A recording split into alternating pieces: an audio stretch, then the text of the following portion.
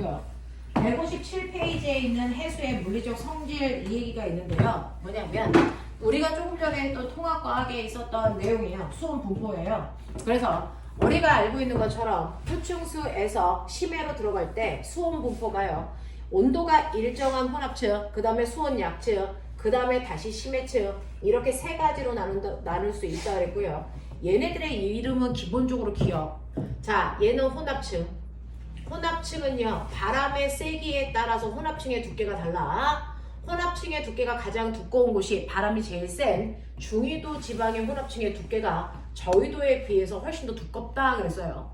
그 다음에 가운데 부분을 우리가 수온약층이라고 하는데, 수온약층은 위쪽이 따뜻한 물이고 아래쪽이 찬물인데, 우리가 알고 있는 것처럼 차가운 물이 무겁고요, 따뜻한 물이 가벼워요. 그럼 대류가 일어나니 안 일어나니? 안 일어나. 그래서 무거운 애가 아래쪽에 있기 때문에 얘가 올라올 수 없거든요. 그래서 수온약층은 대류가 일어나지 않게 물질 교환을 차단해주는 역할을 한다. 그래서 대단히 안정적 층이다. 그것 때문에 심해층에 살고 있는 생물들의 시체가 혼합층에서 발견되지 않는 이유가 중간에 수온약층이라고 하는 아이가 물질 교환을 차단해주기 때문이다. 이렇게 됐고요. 그 다음에 아래층을 우리가 심해층이라고 하는데, 심해층은 극지방에 있는 표층수가 내려오기 때문에 온도가 내려가지 않고 일정하다, 이런 구조야. 자, 그랬을 때 이걸 선생님이 중위도 지방의 수온 분포를 나타냈다면 저위도 지방의 수온 분포는 어때요? 라고 하면 X축이 뭐냐면 수온이거든요. 그러니까 중위도 지방의 수온이 22도라면 저위도는 수온이 한 27도쯤 돼요. 자, 근데 혼합층의 두께 얇고요. 그 다음에 수온 약층이고 심해층이고 이런 구조로 되어 있는 게 저위도야. 되겠어? 그래서 혼합층은 중위도가 훨씬 더 발달했다. 이유가 바람이 세기 때문이다. 그렇다면 수온 약층은 누가 더 발달했니? 라고 하면 수온 약층은 거꾸로 저위도 지방의 수온 약층이 중위도에 비해서 발달되어 있다, 이렇게 표현하거든요. 그럼 도대체 왜 그런데요? 라고 하면 수온 약층도 두께예요? 아니요. 두께가 아니고 뭐냐면 위층하고 아래층의 온도 차이예요. 온도 차이인데 이 온도가 5도잖아요. 그래서 중위도는 22도에서 5도밖에 차이가 안 나는데 얘는 27도에서 5도야. 온도 차이가 더 크게 나죠. 그래서 실제로 수온 약층이 발달된 곳은 저위도다, 이렇게 표현하면 되고요. 그 다음에 심해층의 온도 같고요. 그러면 저위도 있고 중위도인데 고위도 어때요? 고위도는 표층수부터 시작해서 심해층의 온도랑 똑같죠. 그래서 극지방에 해당되는 수온 분포는 그냥 심해층의 구조밖에 없다, 이렇게 돼.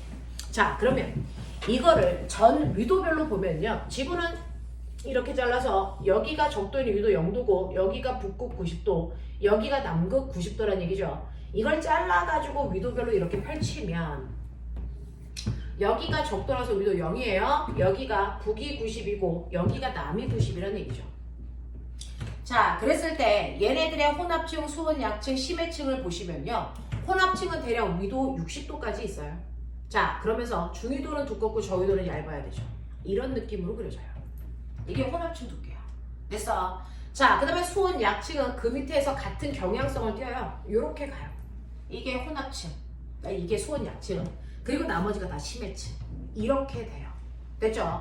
자, 그러면 이렇게 심해층으로 아래쪽으로 물이 깔리는 이유가 뭐예요? 라고 하면 훨씬 더 밀도가 낮은 물이, 밀도가 큰 물이 밑으로 깔리겠죠.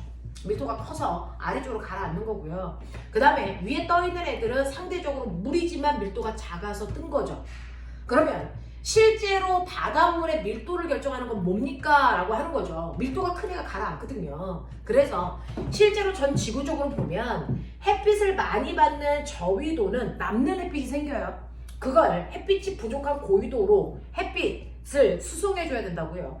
그래서 실제로 대기와 해수가 이렇게 순환을 하게 될 텐데, 극지방에 있는 물은 저위도로 내려오면서 그냥 수평으로 내려오는 게 아니고 아래쪽으로 깔려요. 그래서 심해층을 형성한단 말이죠.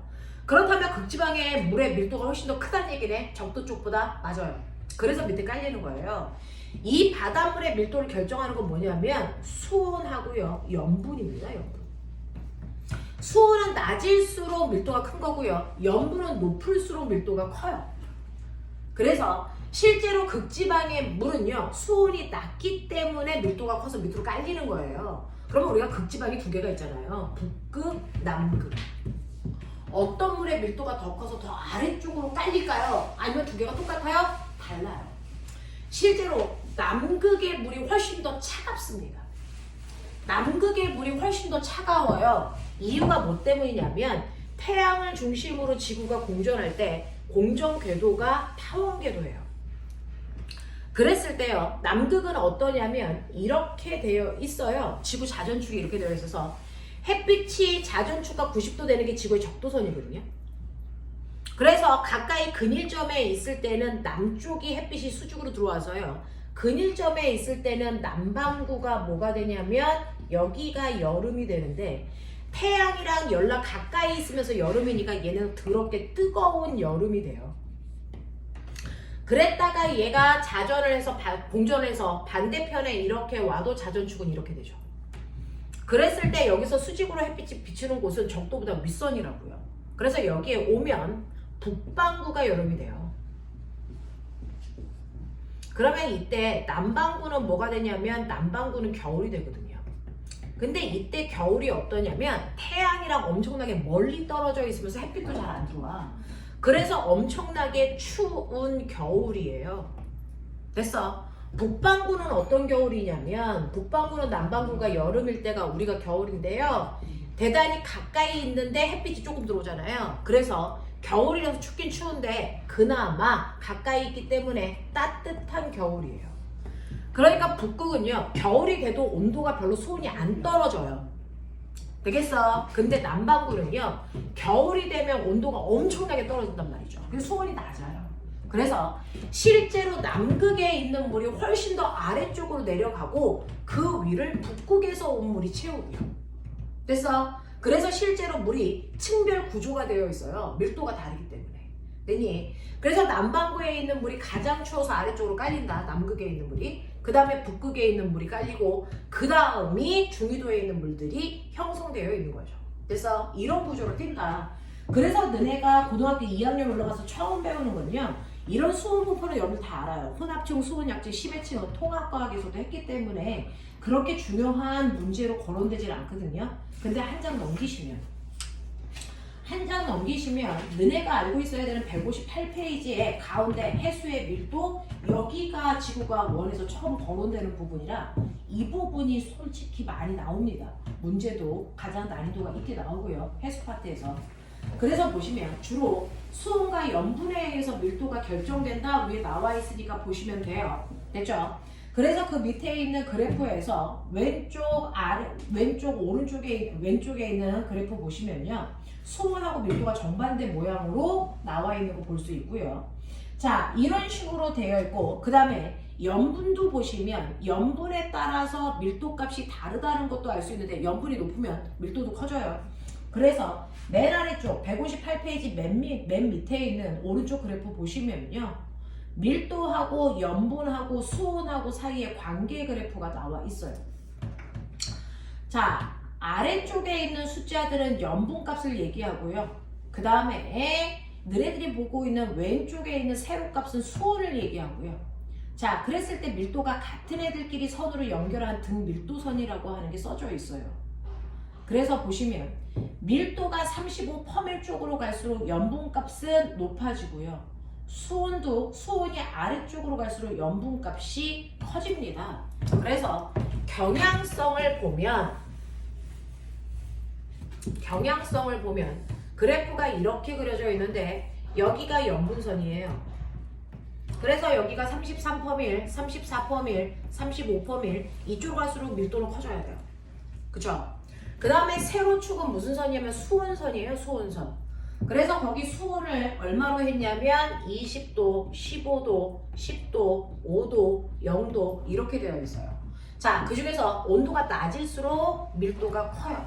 그래서 온도도 낮고 염분도 높은 이 값이 같은 염분에서도 밀도가 커요.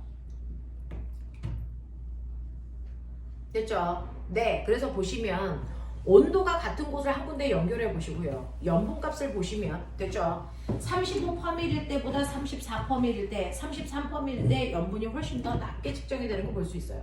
그래서 이 선에 있는 얘네들이 등 밀도값을 가져요. 등 밀도값. 그래서 요 밀도의 값을 갖는 아이들을 보면 수온은 뭐 할수록 낮을수록. 됐죠? 수온이 낮은 아이들이 밀도가 더 커요. 같이 1000이라는 밀도를 가지려면 수온이 낮은 애, 염분은 34%이지만 수온이 0도인 애가 1000이라고요. 그쵸? 그러면 수온이 높으면 염분이 더 높아야죠. 됐죠? 그래서 오른쪽 위로 이렇게 처지는 형태를 떼요. 되겠습니까? 그 중에서 밀도를 더 크게 결정하는 건 뭡니까? 그럼 선생님 염분이에요? 수온이에요? 수온입니다. 일단 가장 중요한 건 온도입니다. 됐죠? 온도가 낮을수록 염분이 커지는 거 맞습니다. 됐죠? 그리고 같은 온도라면 염분이 높을수록 밀도가 크다.